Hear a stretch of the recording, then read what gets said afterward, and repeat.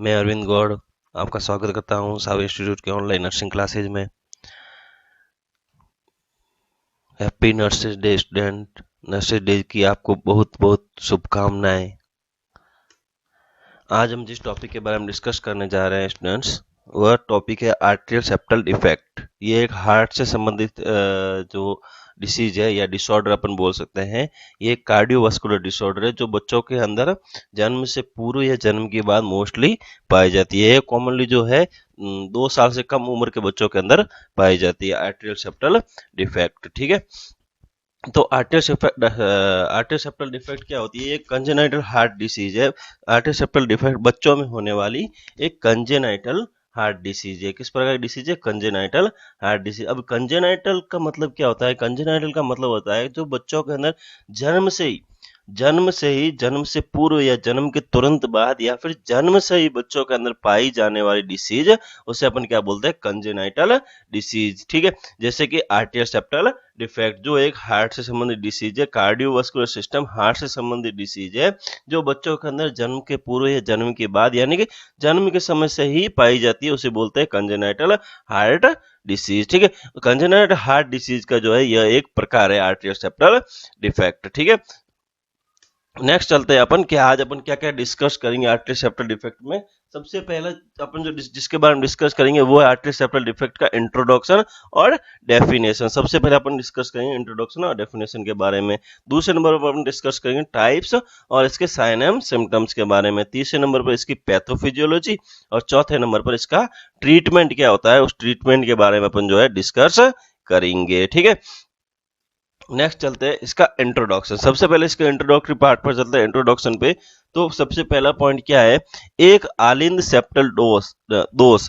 ठीक है, एक आलिंद सेप्टल दोष, आर्टेरियल सेप्टल डिफेक्ट। ठीक है, हिंदी में बोलते हैं अलिंद सेप्टल दोष और इंग्लिश में बोलते हैं आर्टेरियल सेप्टल डिफेक्ट। आपके दिल हार्ट के दो ऊपरी कक्षों के बीच की दीवार सेप्टम में एक छेद है। ठीक है, मतलब क्या होता है कि अपना जो हार्ट होता है, हार्ट के जो है वह 2 चैम्बर होते हैं। ठीक है, टोटल कितने होते हैं? 4 चैम्बर होते हैं। 4 चैम्बर में से जो 2 चैम्बर होते हैं वो होते हैं एट्रियम के, और 2 चैम्बर जो होते हैं वह होते हैं वेंट्रिकल के। ठीक है, 2 चैम्बर किसके होते हैं? एट्रियम के। Right atrium, left atrium, right ventricle, left ventricle, ऐसे टोटल 4 जो है चैम्बर होते हैं हार्ट के अंदर। ठीक है, तो जो हार्ट के राइट एट्रियम और लेफ्ट एट्रियम के बीच की जो दीवार होती है, जो सेप्टल होती है, ठीक है, बीच की जो दीवार होती है उसे क्या बोलते हैं अपन?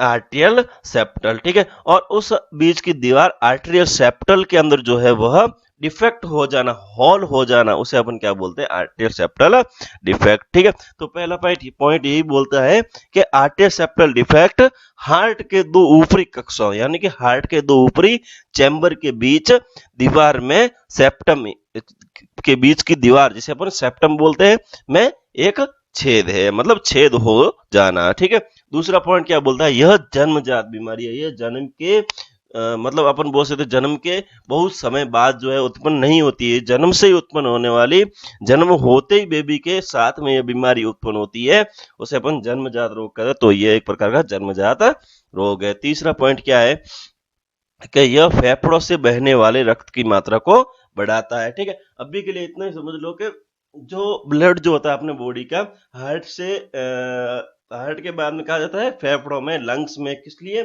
कि जो डीऑक्सीजनेटेड ब्लड होता है वो ऑक्सीजनेटेड ब्लड में कन्वर्ट होता है, इसके लिए जाता है। तो यह क्या करता है कि आर्टेरियल सेप्टल डिफेक्ट होने के बाद क्या होता है? लंग्स के अंदर जो है ब्लड का प्रेशर बढ़ जाता है, रक्त की मात्रा बढ़ जाती है। कैसे बढ़ती है, किस प्रकार बढ़ती है, वो अपन आगे पैथोफिजियोलॉजी में डिस्कस करेंगे। ठीक है, इंट्रोडक्शन के तीनों पॉइंट समझ में आए। पहला पॉइंट क्या है? बोल रहा है कि आर्टेरियल सेप्टल डिफेक्ट हार्ट के 2 ऊपरी कक्षों के बीच की दीवार है, जिसे अपन सेप्टम कहते हैं, उस सेप्टम के अंदर डिफेक्ट छेद हो जाना। नेक्स्ट, ये जन्मजात बीमारी है। तीसरा, फेफड़ों लंग्स के अंदर बहने वाले ब्लड का प्रेशर को बढ़ाती है। ठीक है, नेक्स्ट चलते हैं अपन इसकी डेफिनेशन पर। Clear definition, clear and cut, सटीक डेफिनेशन अपन इसकी पढ़ते हैं। तो देखते हैं कि दाएं आलिंद लेफ्ट एट्रियम एवं बाएं आलिंद राइट एट्रियम, लेफ्ट एट्रियम एवं राइट एट्रियम। ठीक है। आलिंदों को पृथक करने वाली सेप्टल, ठीक है, दोनों आलिंदों को अलग करने वाली जो दीवार होती है सेप्टल होती है, दोनों एट्रियम को अलग करने वाली जो सेप्टल होती है में छिद्र हॉल के कारण बीच में असामान्य रक्त संचार को एएसडी कहते हैं, ठीक है। तो उस सेप्टम, उस दीवार के बीच में क्या हो जाता है, छेद हो जाता है, जिससे क्या होगा कि जो लेफ्ट साइड एट्रियम का ब्लड है वो पूरा पूरा राइट एट्रियम के अंदर आ जाएगा। नेक्स्ट डायग्राम के थ्रू अपन देखते हैं। तो ये जो है ये अपना नॉर्मल हार्ट है, ठीक है। आर्टरी सेप्टल डिफेक्ट में ये अपना जो हार्ट है वह है नॉर्मल हार्ट, और ये जो है वह एबनॉर्मल हार्ट, ठीक है। तो यहाँ देखो कि right atrium, left atrium, right ventricle, left ventricle, ठीक है। तो राइट एट्रियम में क्या होता है, डीऑक्सीजनेटेड ब्लड, ठीक है, जो कहाँ जाता है लंग्स के अंदर प्यूरिफाई होने के लिए, और वापस कहाँ आता है, प्यूरिफाई होके लेफ्ट एट्रियम में, ठीक है। लेकिन क्या हो रहा है यहाँ आर्टरी सेप्टल डिफेक्ट के अंदर, यहाँ सेप्टल के बीच में जो है वह हॉल हो रहा है, हॉल हो रहा है कि नहीं हो रहा है। इस हॉल के कारण क्या होगा कि लेफ्ट एट्रियम का जो ब्लड है वह राइट एट्रियम में आएगा, आएगा कि नहीं हो। देखो यदि समझ लेते हैं अपन के एक आपके टैंक है, उस टैंक के बीच में जो है एक दीवार लगी हुई है, ठीक है। तो दीवार लगाकर अपन ने दो चैम्बर बना दिया अलग अलग, ठीक है। तो उस दीवार के बीच में यदि एक हॉल है तो लेफ्ट साइड वाला पानी राइट साइड में जाएगा कि नहीं जाएगा। उसी प्रकार जो है लेफ्ट एट्रियम का ब्लड जो है वह राइट एट्रियम के अंदर प्रेशर के साथ जो है वह जाएगा। इसका फ्लो हॉल होने का लेफ्ट एट्रियम के ब्लड का फ्लो किधर हो जाएगा, राइट एट्रियम की ओर, ठीक है। और राइट एट्रियम क्या करता है, राइट वेंट्रिकल में ब्लड भेजता है, राइट वेंट्रिकल क्या करती है, आगे लंग्स में ब्लड भेजती है, ठीक है। तो यहां से लेफ्ट, एक तो देखो पूरे बॉडी से डीऑक्सीजनेटेड ब्लड राइट एट्रियम में आ रहा है, एक लेफ्ट एट्रियम से ब्लड जो है वो राइट एट्रियम में आ रहा है। पूरा पूरा ब्लड फ्लो के साथ राइट वेंट्रिकल में जाएगा, और राइट वेंट्रिकल को पूरा ब्लड फ्लो के साथ लंग्स में जाएगा, तो लंग्स का प्रेशर बढ़ेगा, ठीक है, जो अपने पिछले पॉइंट में देखा था। समझ में आया। तो अपन अभी चलते हैं नेक्स्ट। एक बार इतना ध्यान रखो कि ये नॉर्मल हार्ट है अपने बॉडी का, और ये जो है आर्टरी सेप्टल डिफेक्ट हार्ट है, ठीक है। आगे एक बार और मैं आपको वापस पैथोफिजियोलॉजी में समझा दूंगा, ठीक है। नेक्स्ट चलता है इसके टाइप्स पर, ठीक है। तो इस टाइप से पहले अपन देखते हैं इसका एएसडी का रेशियो क्या होता है, कितने केसेस जो है टोटल जो कंजेनिटल हार्ट डिसीज होती है, उस कंजेनिटल हार्ट डिसीज में कितने प्रकार के जो केसेज होते हैं वह एएसडी आर्टरी सेप्टल डिफेक्ट के दिखाई देते हैं, ठीक है।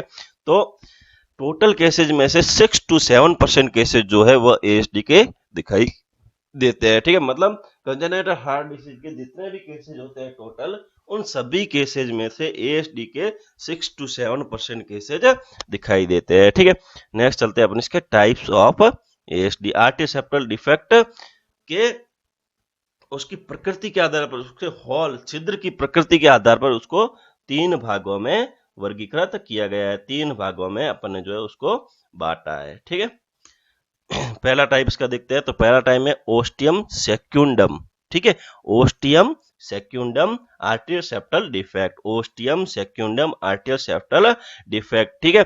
तो टोटल जितने भी केसेस देखे जाते हैं आर्टरी सेप्टल डिफेक्ट के, उन सभी केसेस में से 50 से 70% केसेस, मतलब 50 से 70%, ठीक है, 50 to 70% केसेस जो है ओस्टियम सेक्युंडम के दिखाई देते हैं, ठीक है। ओस्टियम सेक्युंडम क्या होता है कि इस प्रकार के एएसडी में, मतलब जो ओस्टियम सेक्युंडम प्रकार का एएसडी होता है उसमें आर्टियल सेप्टम, ठीक है, मतलब जो दीवार होती है दोनों एट्रियम के बीच की दीवार होती है, उस दीवार के बीचों बीच मध्य में, बीचों बीच जो है सेंटर में जो है एब्नॉर्मल हॉल स्थित होता है, उसे बोलते हैं ओस्टियम सेक्युंडम, ठीक है। समझ में आ गया होगा कि ओस्टियम सेक्युंडम किससे बोलते हैं कि दोनों लेफ्ट एट्रियम और राइट एट्रियम के बीच की जो सेप्टल होती है, जो दीवार होती है, उसके बीच में सेंटर में मध्य में एब्नॉर्मल हॉल उपस्थित होना, उसे क्या बोलते हैं, ostium secundum artery septal defect. और इसके टोटल केसेज में से 50 to 70% केसेज दिखाई देते हैं, ठीक है। दूसरा इसका पॉइंट जो है वह होता है ओस्टियम पेरिमम, ठीक है, ओस्टियम पेरिमम आर्टरी सेप्टल डिफेक्ट, जिसके जो है लगभग 30% केसेज जो है दिखाई देते हैं। टोटल कंजेनिटल हार्ट डिसीज में से 30% केसेज जो है वह ओस्टियम पेरिमम आर्टरी सेप्टल डिफेक्ट के दिखाई देते हैं, ठीक है। तो ओस्टियम पेरिमम आर्टरी सेप्टल डिफेक्ट में क्या होता है कि दोनों एट्रियम के बीच की जो सेप्टल होती है आर्टरियल सेप्टल, उस आर्टरियल सेप्टम के निचले हिस्से के अंदर, ठीक है, डाउन जो हिस्सा होता है, निचला हिस्सा जो होता है, उसके अंदर जो है एब्नॉर्मल हॉल उपस्थित होता है। ठीक है। तीसरा जो है साइनस वेनोसस। ठीक है। Sinus venosus artery septal defect. ठीक है। इसके जो है बहुत रेयरली केस दिखाई देते हैं, बहुत कम केस दिखाई देते हैं साइनस वेनोसस के। ठीक है। इसके 10% केसेस दिखाई देते हैं। तो इसके अंदर क्या होता है कि आर्टरी सेप्टल के ऊपरी भाग के अंदर एब्नॉर्मल होल उपस्थित होता है। तो ये 3 प्रकार होते हैं। ठीक है। वो पहला होता है ओस्टियम सेकुंडम, बीच में होल उपस्थित होना। ठीक है। सबसे ज्यादा मोस्ट कॉमनली ये केसेस दिखाई देता है, एएसडी दिखाई देता है। दूसरा ओस्टियम पेरिमम एएसडी, निचले हिस्से के अंदर एब्नॉर्मल उपस्थित होना। और sinus venosus artery septal defect जो 10% जो है दिखाई देता है। इसके निचले हिस्से के अंदर, सेप्टम के निचले हिस्से के अंदर हॉल उपस्थित होता है।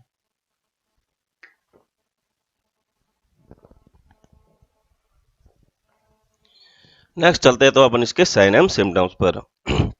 ठीक है। आर्टरी सेप्टल डिफेक्ट अपन ने इंट्रोडक्शन देख लिया, इसकी प्रॉपर डेफिनेशन देख ली, इसका प्रॉपर जो है अपन ने टाइप्स देख लिए, तीनों टाइप्स। अभी चलते हैं इसके साइन एंड सिम्टम्स पर। ठीक है। तो साइन एंड सिम्टम्स पर अपन चलते हैं। तो इसको एक बार अपने समझा था डेफिनेशन में क्या होता है कि जो हार्ट होता है उसका लेफ्ट चैम्बर से जो ब्लड है वो राइट चैम्बर में आ जाता है, लेफ्ट एट्रियम से ब्लड राइट एट्रियम में आ जाता है, और राइट एट्रियम से ब्लड कहाँ जाता है, राइट वेंट्रिकल में जाता है, और राइट वेंट्रिकल में जाता है वो कहाँ जाता है ब्लड, लंग्स के अंदर। ठीक है। अब लंग्स के अंदर प्रेशर बढ़ेगा तो सबसे पहला साइन ऑफ सिम्टम्स किसके थ्रू, किसके रिगार्डिंग दिखेगा, लंग्स क्या करता है, अपना रेस्पिरेटरी ट्रैक्ट है, अपना रेस्पिरेशन को मेंटेन करता है लंग्स। तो सबसे पहला सिम्टम्स किससे संबंधित दिखाई देगा, रेस्पिरेटरी से। ठीक है। तो क्या दिखाई देगा पहला symptoms, upper respiratory tract infection. ठीक है। मतलब ऊपरी श्वसन तंत्र के अंदर बार बार संक्रमण होना, यहाँ पर अपर रेस्पिरेटरी ट्रैक्ट इन्फेक्शन, क्योंकि लंग्स का प्रेशर बढ़ रहा है, प्रेशर बढ़ रहा है तो इन्फेक्शन होने की संभावना भी बढ़ेगी। ठीक है। दूसरा, प्रेशर बढ़ रहा है, इसके कारण क्या कहे, एक्सर्टियोनल एक्सर्टियोनल डिसेप्निया। ठीक है। एक्सर्टियोनल डिसेप्निया। ठीक है। मतलब शारीरिक प्रसरण। ठीक है। यदि व्यक्ति जो है शारीरिक रूप से कोई भी कार्य करता है, शारीरिक रूप से कोई भी परिश्रम करता है, तो उसकी क्या है, सांस फूलेगी। ठीक है। लंग्स का प्रेशर ऑलरेडी अधिक है। ठीक है। हार्ट में भी डिफेक्ट है और लंग्स का प्रेशर भी ऑलरेडी अधिक है। ठीक है। प्रेशर बढ़ा हुआ है, उसमें जो है व्यक्ति शारीरिक परिश्रम करेगा, शारीरिक वर्क करेगा, फिजिकल एक्टिविटीज करेगा ज्यादा। यदि फिजिकल एक्टिविटी ज्यादा करेगा तो उसकी बॉडी को हार्ड ज्यादा कार्य ज्यादा करना पड़ेगा, और उसकी बॉडी को ज्यादा कार्य करना पड़ेगा तो हार्ट को भी ज्यादा फंक्शन करना पड़ेगा और लंग्स को भी ज्यादा फंक्शन करना पड़ेगा। तो उस कंडीशन में क्या होगा, अपन को डिस्टेपनिया दिखाई देगा, सांस में तकलीफ मोस्ट कॉमनली दिखाई देगी। और ये तो नॉर्मल है कि यदि ज्यादा वर्क करेंगे तो अपन को सांस में तकलीफ होती है। ठीक है। नेक्स्ट चलते हैं कि इजीली फटीग। ठीक है। फटीगबिलिटी या इजीली फटीग मतलब जल्दी थक जाएगा व्यक्ति। अभी सांस में तकलीफ होगी, फिजिकल एक्टिविटीज करेगा तो व्यक्ति जो है जल्दी थकेगा ही थकेगा। ठीक है। लंग्स भी ज्यादा कार्य कर रहा है, हार्ट भी ज्यादा कार्य कर रहा है, व्यक्ति जल्दी थकेगा। ठीक है। Next, poor weight gain. ठीक है। मतलब व्यक्ति जो है बहुत कम मात्रा में वेट जो है उसका बढ़ेगा नहीं, पुअर बहुत कम वेट जो है उसका बढ़ेगा, या फिर वजन में कमी होगी व्यक्ति के। ठीक है।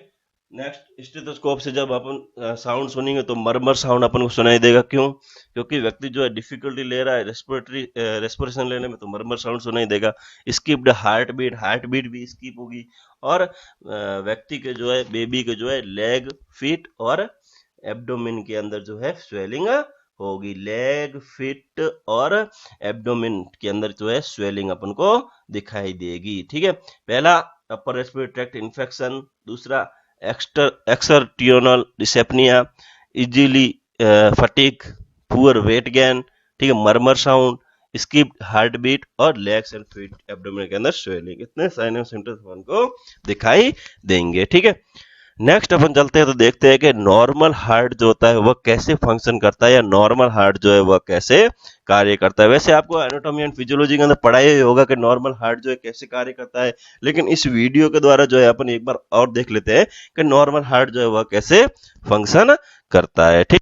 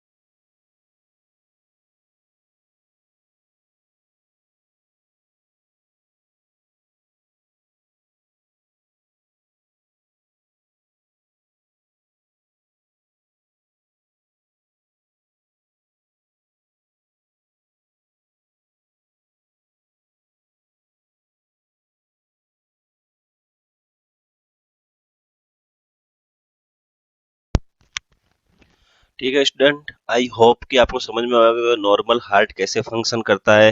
ठीक है, नॉर्मल हार्ट जो है वो इस वीडियो में बताया इस प्रकार फंक्शन करता है, और आपको पहले आपने एनाटॉमी में पढ़ा ही होगा, लेकिन फिर भी मैंने एक बार और वापस बता दिया नॉर्मल हार्ट किस प्रकार फंक्शन करता है। ठीक है, नेक्स्ट अपन चलते हैं इसकी पैथो एंड पैथोफिजियोलॉजी। ठीक है, तो आर्टरी सेप्टल डिफेक्ट की पैथोफिजियोलॉजी क्या होती है, ठीक है, तो उसके बारे में अपन डिस्कस करते हैं। तो सबसे पहला जो पॉइंट है वह पैथोफिजियोलॉजी क्या है कि ब्लड आर्टरियल सेप्टल डिफेक्ट। ठीक है, पैथोफिजियोलॉजी ध्यान से समझना बच्चों, क्योंकि यदि पैथोफिजियोलॉजी आपको समझ में आ गई तो आपको पूरी डिसीज जो है सिंपली आप समझ सकते हो और पूरी डिसीज जो है आप कर सकते हो। लेकिन यदि पैथोफिजियोलॉजी समझ में नहीं आई तो डिसीज के अंदर आपको कुछ भी समझ में नहीं आया। ठीक है, तो पैथोफिजियोलॉजी का पहला पॉइंट, ब्लड रक्त जो है आर्टरियल सेप्टल डिफेक्ट से होकर लेफ्ट एट्रियम से राइट एट्रियम की ओर प्रवाह करता है। ठीक है, पहले भी मैंने आपको बताया कि दोनों एट्रियम के बीच की जो दीवार होती है उसे आर्टरियल सेप्टल बोलते हैं, और आर्टरियल सेप्टल के अंदर डिफेक्ट हो जाता है, हॉल हो जाता है, उसे बोलते हैं आर्टरियल सेप्टल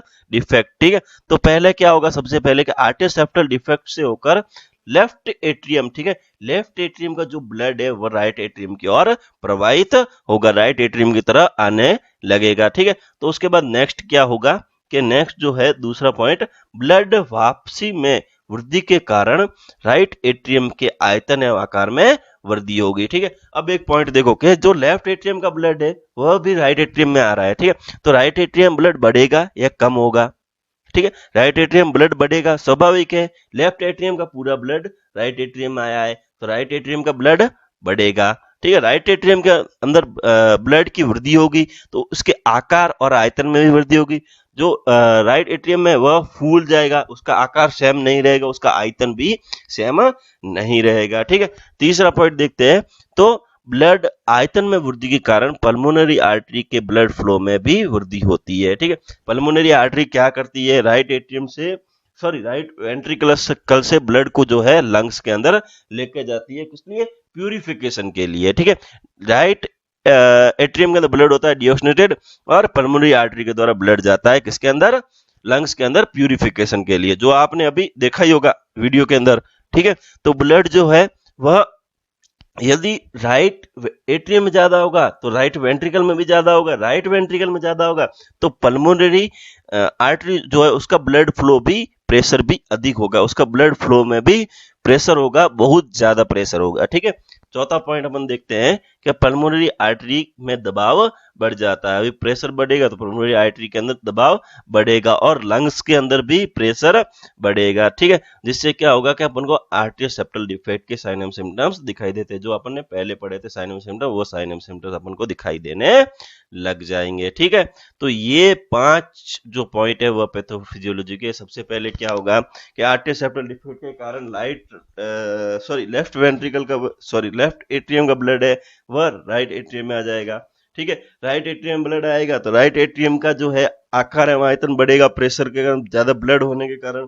ठीक है, ब्लड के अंदर वृद्धि होगी तो पल्मोनरी आर्टरी के अंदर भी ब्लड फ्लो प्रेशर बढ़ेगा, पल्मोनरी आर्टरी के अंदर ब्लड फ्लो प्रेशर बढ़ेगा तो लंग्स के अंदर भी ब्लड का प्रेशर बढ़ेगा, और लंग्स के अंदर ब्लड का प्रेशर बढ़ेगा तो अपन को जो है आर्टरियल सेप्टल डिफेक्ट के साइन एंड सिम्टम्स दिखाई देंगे। ठीक है, एक बार अपन जो है पैथोफिजियोलॉजी वीडियो के द्वारा समझते हैं। ठीक है, आर्टरियल सेप्टल डिफेक्ट के अंदर हार्ट का फंक्शन कैसा होता है, एक बार ये वीडियो देखिए।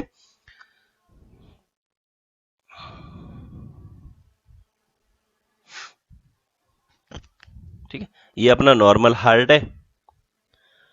ठीक है,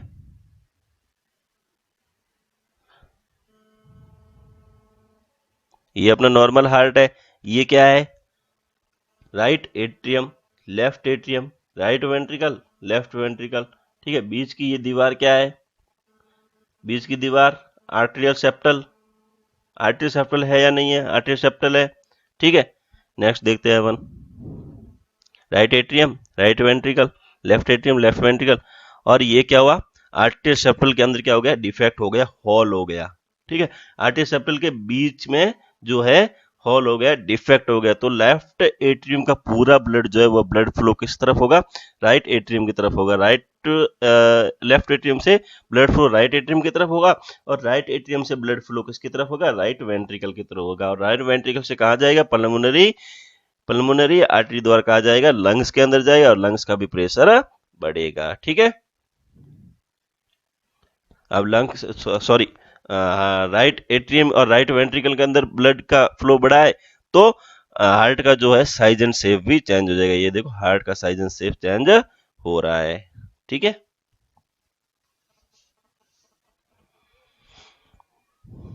ठीक है। तो आई होप कि आपको पैथोफिजियोलॉजी भी समझ में आई होगी। नेक्स्ट अपन चलते हैं इसका ट्रीटमेंट या फिर मैनेजमेंट। ठीक है, आर्टियल सेप्टल डिफेक्ट के कुछ केसेज में कोई ट्रीटमेंट की आवश्यकता नहीं होती है, 2 वर्ष की आयु तक डिफेक्ट बंद हो जाता है। जो हॉल होता है आर्टियल सेप्टल के अंदर, जो डिफेक्ट होता है वह 2 साल के अंदर अंदर जो है अपने आप क्लोज हो जाता है। इसके अंदर किसी प्रकार की मैनेजमेंट की जरूरत नहीं रहती है, 2 साल के अंदर अंदर जो है वह क्लोज हो जाता है, बंद हो जाता है। ठीक है, लेकिन यदि 2 वर्ष की आयु तक डिफेक्ट बंद नहीं होने पर क्या करेंगे, अपन निम्न ट्रीटमेंट करेंगे। ठीक है, यदि 2 वर्ष के बाद भी डिफेक्ट हॉल बंद नहीं हो रहा है तो बच्चे के अंदर प्रॉब्लम हो सकती है।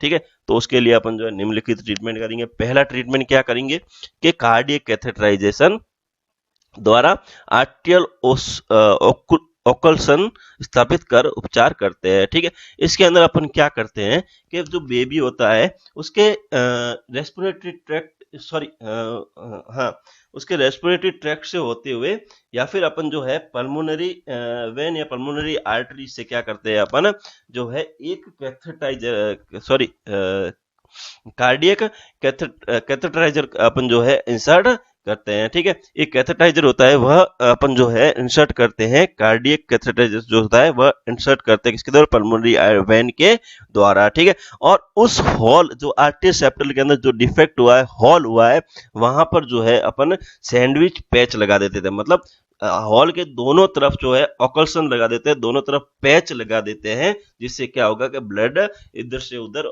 राइट एट्रियम से लेफ्ट एट्रियम और लेफ्ट एट्रियम से राइट एट्रियम की ओर फ्लो नहीं होगा। ठीक है, नेक्स्ट चलते हैं अपन दूसरा।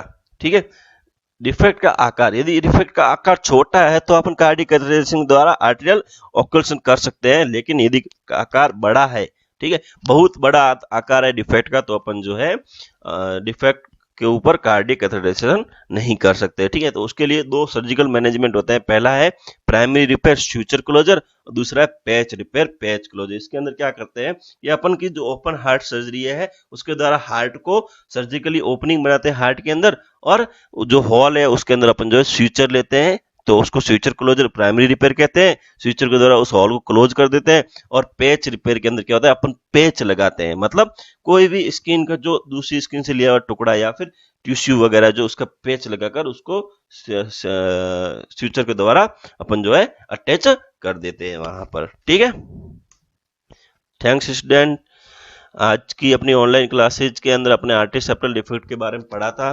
ठीक है, यदि कोई डाउट हो, आपको कुछ समझ में नहीं आया हो, कोई सजेशन हो, तो आप सामी इंस्टीट्यूट के ऑनलाइन ग्रुप के अंदर, व्हाट्सएप ग्रुप के अंदर इवनिंग 5 to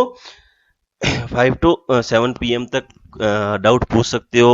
ठीक है, और आप कमेंट के अंदर भी डाउट पूछ सकते हो यदि कोई आपको प्रॉब्लम है तो। ठीक है, थैंक यू स्टूडेंट।